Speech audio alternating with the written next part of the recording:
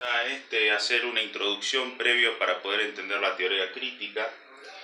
Vamos a hacer varios videos, así que no se asusten, que es más que todo compleja de captar, pero una vez que se capta es muy sencillo.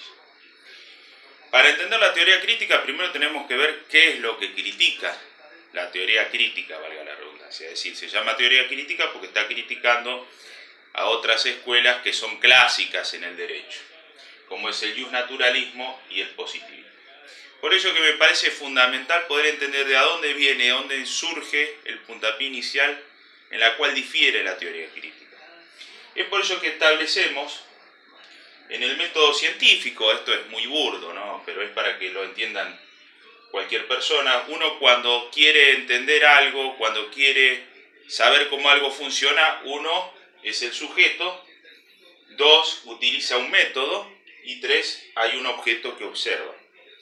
El sujeto, lógicamente, cualquier cosa. Cuando uno quiere, por ejemplo, cómo funciona o cómo son las reglas de un juego de mesa, yo me pongo a leer las instrucciones y yo soy el sujeto, y por medio de un método de lectura que sería empírico, ¿no? Porque las palabras existen en el mundo sensible porque las veo, comprendo, es decir, luego de esa aplicación del método empírico de ver, proceso dichas palabras y comprendo el objeto que sería el juego, ¿no?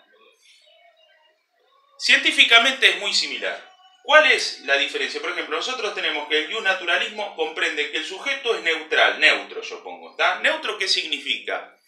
Que va a venir una persona asiática, una persona afroamericana o negra, un hispano, un anglosajón, y van a ver el mismo objeto, es decir, no va a variar su observación por la raza que sea, por la ideología que sea. Es decir, podríamos hablar de, por ejemplo, en nuestro país, qué sé yo, un peronista, un radical, un socialista, un anarquista, etc. Todos, independientemente de su ideología, van a interpretar con neutralidad el objeto.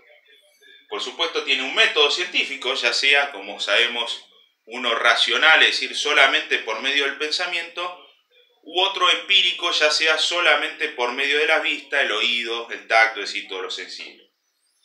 Y dicen estas dos escuelas que el sujeto, al ser neutral, siempre va a contemplar el mismo objeto, es decir, su neutralidad concibe de que aplicando dicho método a un objeto, las dos personas, independientemente de su raza, su ideología, su nacionalidad, etcétera, etcétera, su edad, su sexo, van a interpretar o van a comprender el mismo objeto.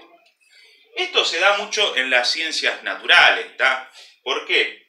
Porque el objeto es un objeto, como ya habíamos hablado en otros aspectos de las diferentes escuelas, es un objeto inanimado, es decir, no tiene conciencia, no tiene voluntad, es una cosa. Entonces, cuando yo veo una piedra, por más que venga un comunista, venga un liberal, venga un peronista, venga un radical, un anarquista, todos vamos a ver, es decir, por medio empírico de la vista, vamos a ver a una piedra. A alguno le parecerá más grande, otro más chica, pero todos vamos a estar coincidiendo en el mismo objeto. Es por ello que concebimos de que el justnaturalismo, juntamente con el positivismo, lo que los une es que ambos conciben al sujeto como algo neutral, es decir, como que dicho objeto, utilizando diferentes métodos, va a siempre ser observado, va a ser siempre el mismo resultado de qué es lo que va a observar el sujeto, independientemente de su ideología, raza, etc. Por ello, el método, por ejemplo, el justnaturalista utiliza el racional, el positivista, como dijimos, el empírico, y difieren en los objetos, ¿no? El justnaturalista va a buscar la búsqueda del derecho natural, los valores de justicia, etc. El objeto del positivismo hace la norma jurídica y, secundariamente, el ordenamiento jurídico, que forma parte de todo ese universo normativo. ¿Qué es lo que difiere la escuela crítica? Que dice y establece que dentro de la ciencia jurídica, este objeto no es un objeto inanimado, sino que es una práctica social. Es decir, cuando la teoría crítica cambia el objeto a que observa y dice que es una práctica social, ustedes pensarán, ¿qué es una práctica social? Bueno, una práctica social comprende, cuando hablamos de sociedad, comprende a como mínimo dos individuos, es decir, dos seres que razonan, que tienen voluntad. Entonces, ya estas escuelas que comprenden al sujeto neutral no nos sirven. ¿Por qué? Porque ya no estamos viendo un objeto inanimado, estamos viendo dos objetos como mínimo animados y las relaciones entre ellos. ¿Eso qué implica? También dice la teoría crítica. Que ya no tan solo estudio el método y el objeto, sino tengo que estudiar también al sujeto. ¿Por qué? Porque el sujeto también está implícitamente comprendido en el objeto. Es decir, cuando yo trato de investigar las prácticas sociales como objeto de derecho, dentro de esas prácticas sociales está inmerso el mismo sujeto que la está viendo. Es por eso la complejidad de la teoría crítica. Es verdaderamente un cambio copernicano, primero en la neutralidad del sujeto, y por lo tanto uno de los primeros rasgos de la teoría crítica, que ya ustedes lo sacaron, es más subjetivista, es decir, comprende al sujeto como un elemento de la variable de toda esta ecuación con respecto a estas dos. Pero dentro de esa subjetividad empiezan a desprenderse otros rasgos que son muy importantes y a veces difíciles de entender. Y ahí depende su complejidad. ¿Por qué? Porque el sujeto no es un pedazo de piedra que está hecha de silicio, etcétera, etcétera.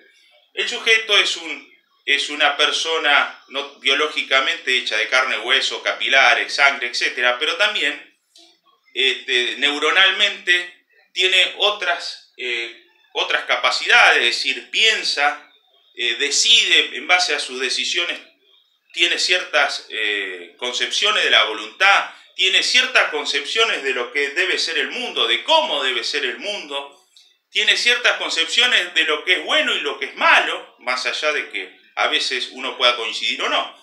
Entonces, este sujeto varía mucho cuando ve a este objeto, independientemente del método. Sin embargo, la teoría crítica va a tomar un método empírico. ¿Por qué? Porque las prácticas sociales las veo en el mundo sensible, no lo veo en la idealización o racionalidad. Este es un ejemplo muy tosco, ¿no? Pero vamos a suponer un piquete. Un piquete es una práctica social, por supuesto. Yo soy jurista, abogado, juez o lo que sea. Utilizo el método empírico dentro de la teoría crítica. Observo el piquete, cómo se desarrolla, etc. Cuando el juez, el abogado, el jurista sea más conservador, va a decir, no, está bien, las personas tienen que reclamar, pero tienen que reclamar de cierta forma, no pueden cortar una calle. ¿Está? Entonces lo va a interpretar, más allá de que estemos de acuerdo o en desacuerdo, ¿está? Lo va a interpretar de una forma a la valoración jurídica del objeto. Puede venir una persona mucho más, no sé si de izquierda, pero mucho más progresista, como ahora se suele hablar, y va a decir, no, tiene que prevalecer la puja, la lucha del derecho de las personas, independientemente de que corten las calles. Es decir, es más importante poner en la palestra la problemática, la violación de sus derechos, que la libre circulación en una calle determinada, estamos hablando. Por lo tanto, va a tener otra valoración de esa práctica social desde el punto de vista jurídico. Es decir, uno, si bien no tal vez la condene, pero sí la restrinja, otro va a dejar que proceda de forma sin ningún tipo de limitaciones.